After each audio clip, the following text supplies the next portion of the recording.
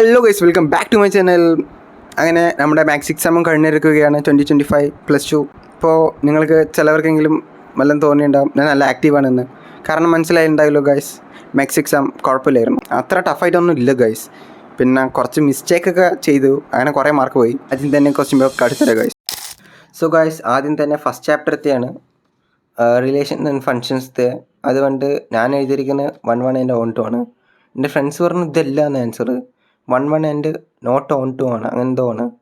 But ഞാനിത് എഴുതിയിരിക്കുന്നത് തെറ്റോ എന്താ അറിയില്ല. പിന്നെ രണ്ടാമത്തെ നോട്ട് ബൈജക്റ്റീവ്. പിന്നെ ഇത് ആൻസർ എ അല്ലേ, രണ്ടാമത്തെ എ ഞാൻ എന്താ എഴുതിയിരിക്കുന്നത്. ഇത് പെട്ടെന്ന് സിമ്പിളായി കിട്ടി. Sine inverse X graph. പിന്നെ ഇത് സിമ്പിളസ്റ്റ് ഫോം. ഇത് എനിക്ക് നേരെ ചെയ്യാൻ പറ്റിയില്ല, ബട്ട് ഞാൻ എന്തൊക്കെയോ ചെയ്തിട്ടുണ്ട്. എക്സ്ട്രാ ഇത് കാരണം വിട്ടു തോന്നുന്നു. പിന്നെ ഇത് കുഴപ്പമില്ല. ഇതാണ് എഴുതിയിരിക്കുന്നത്, ഇൻക്രീസിങ് പറഞ്ഞാൽ എക്സ് ക്യൂബ് അല്ലേ, ആണോ എനിക്കറിയില്ല. ഇതുകൊണ്ട് 2 ക്രിട്ടിക്കൽ പോയിന്റ് അല്ല മറ്റേ പോയിന്റ് കിട്ടി, അങ്ങനെ എന്തോ ചെയ്തു. പിന്നെ കൊണ്ട് ഇതെനിക്ക് അറിയില്ലായിരുന്നു. പിന്നെ ഇത് സിമ്പിള്, ഇത് ഒരു എന്തോ ഇക്വേഷൻ എന്തോ ഇല്ലേ, ഫോർമുല, അതിലെന്തോട്ട് ചെയ്യാനില്ലേ. പിന്നെ ഏഴാമത്തെ 5/4 ഇന്നലത്തെ ക്ലാസ്സിലും കൂടെ എന്തോ ഡിസ്കസ് ചെയ്തിട്ടുണ്ടായിരുന്നു എക്സാമിൻ്റെ അടുത്ത്, ബട്ട് വന്നു അത്. പിന്നെ ബി കുഴപ്പമില്ല കിട്ടി, യൂണിറ്റ് വെക്ടർ. ഇത് സിമ്പിളായിരുന്നു. പിന്നെന്താ ഇത് കുഴപ്പമില്ല തോന്നുന്നു. എന്താ ഇത് കിട്ടാണ്ട് ഞാൻ ഇതെന്തോ ചെയ്തു, എനിക്ക് ഓർമ്മയില്ല. 1 1 2 2 3 3 അല്ലേ, അങ്ങനെ എന്തോ ആണ് ചെയ്തിരിക്കുന്നത്. പിന്നെ ഇത് കുഴപ്പമില്ല, സിമ്പിള്. പിന്നെ ഇത് ഏതാ ചാപ്റ്റർ എനിക്കിപ്പോഴും കത്തിയിട്ടില്ല. ഇങ്ങനത്തെ ക്വസ്റ്റ്യൻസ് ഞാൻ കണ്ടിട്ടേ ഇല്ല മുമ്പ്. നിങ്ങൾക്ക് അറിയണ്ടെങ്കിൽ പറയൂ ഗൈസ്, കമൻറ്റ് ചെയ്യൂ. പിന്നെ 12 ഞാൻ എഴുതിയില്ല, എനിക്ക് മനസ്സിലായില്ല ക്വസ്റ്റ്യൻസ്. ചിലപ്പോൾ ചെയ്യാൻ അറിയായിരിക്കും, ബട്ട് ക്വസ്റ്റ്യൻസ് അറിയില്ല, അതാണ് എൻ്റെ അവസ്ഥ. പിന്നെ ഇതറിയാം, എഴുതി. ഇതാ 14 ഞാൻ 3 എഴുതിയിരിക്കുന്നത് എ ക്വസ്റ്റ്യന്. പിന്നെ ബി ക്വസ്റ്റ്യൻ വേണ്ടിട്ട് എന്താ എഴുതിയത് ഞാൻ, ഏരിയ എ ക്രോസ് ബി ഞാൻ എന്തൊക്കെയോ എഴുതി ഗൈസ്. ഇത് കറക്റ്റായിട്ട് മാർക്ക് കിട്ടില്ല തോന്നുന്നു. പിന്നെ ഇത് സിമ്പിൾ 2/3 അവസാനം വരും. പിന്നെ ഇത് എഴുതി. ഇത് വേണ്ടിട്ട് ഞാൻ മുമ്പ് കണ്ടിട്ടില്ല ക്വസ്റ്റ്യൻസ് ഒന്നും, ചെയ്ത് വിട്ട് പോയിട്ടുമില്ല. ബട്ട് ക്വസ്റ്റ്യൻസ് ഓർഡർ 1 എന്തോ അല്ലേ ഓർഡർ. പിന്നെ എന്തൊക്കെയോ എഴുതി പറഞ്ഞാൽ ഇതെന്തോ ഇങ്ങോട്ടാക്കിയിട്ട് 0 ആക്കണമല്ലേ, എഴുതിയിട്ട് തോന്നുന്നു. പിന്നെ ഇത് ചെറുതായിട്ട് കുഴപ്പിക്കുന്ന പോലെ ഉണ്ടായിരുന്നു. എനിക്ക് വന്നിരിക്കുന്നത് 1/2 അല്ല 1/CT² അങ്ങനെ എന്തോ ആണ്, -1/CT² അങ്ങനെ എന്തോ കിട്ടി. പിന്നെ ഇത് ഞാൻ ചെയ്തു പകുതിയോളം, പിന്നെ അങ്ങനെ സ്റ്റക്കായി, കുറേ നേരം അങ്ങനെ സ്റ്റക്കായിരുന്നു. പിന്നെ വേറെ ക്വസ്റ്റ്യൻ ചെയ്തു, ഇത് എഴുതി.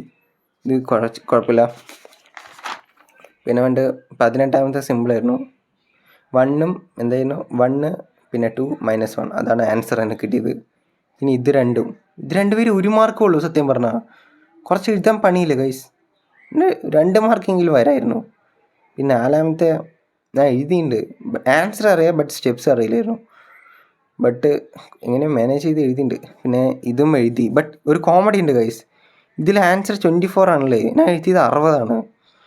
0,5 അതും കൂടെ എടുത്തിട്ടാണ് എഴുതിയത്. സോ ഗൈസ്, പേപ്പർ കണ്ടില്ലേ, ഏകദേശം സിമ്പിളായിരുന്നു അല്ലേ, കമ്പയർ ടു ഫിസിക്സും കെമിസ്ട്രിയും എത്രയോ ഭേദം. നല്ല കുഴപ്പമില്ലായിരുന്നു. എനിക്ക് എന്താ പറയുക, ഇങ്ങനെ ഒരു 50 മാർക്കിന് മേലെ കിട്ടും. 5-6 മാർക്ക് എന്തായാലും പോകും, കൺഫേം ആണ്. ലാസ്റ്റത്തെ LPP ഞാൻ എഴുതിയത് 60 ആണ്, ആൻസർ 24 ആണ്. സ്റ്റെപ്പിൽ എക്സ്ട്രാ പോയിൻ്റൊക്കെ കണ്ടുപിടിച്ച് 24 ആക്കി. ബട്ട് ദ പ്രോബ്ലം 0.15 കൂടെ എന്താ പറയുക കോർണർ പോയിൻ്റായി എടുത്തു. അത് എൻ്റെ തെറ്റാണ്, എൻ്റെ ഫ്രണ്ട്സൊക്കെ പറഞ്ഞു.